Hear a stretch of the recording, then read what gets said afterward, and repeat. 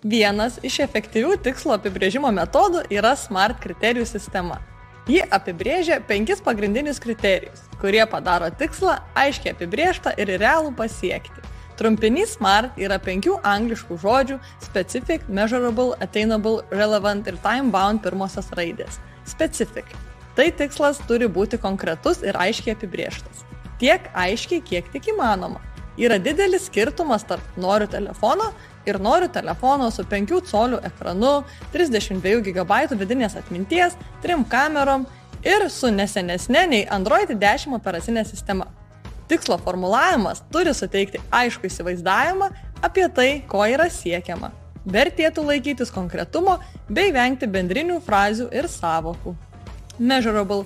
Tikslas ir jo progresas turi būti pamatuojami. Telefono pavyzdžio atveju tai telefono kaina, išreikšta pinigais. Sutaupytą sumą visada galime įvardinti, taip pat žinoti, kiek turime ir kiek dar trūksta. Attainable. Tikslas turi būti pasiekiamas, jis turi būti realus tam, kuris to tikslo siekia.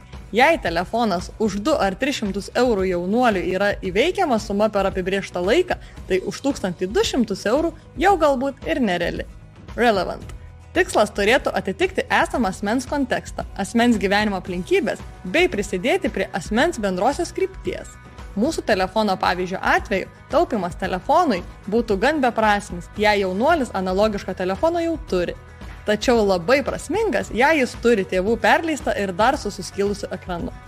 Time-bound. Tikslas turi būti apibrėžtas laike.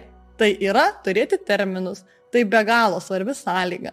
Neturėdamas aiškių laiko rėmų, tikslas vis dar išlieka svajone, nes neįpareigoja imtis veiksmų. Tikslai ir pasiekiami konkrečiais veiksmais, todėl SMART metodika padeda mums save įgalinti tam taip reikalingam veiksmui.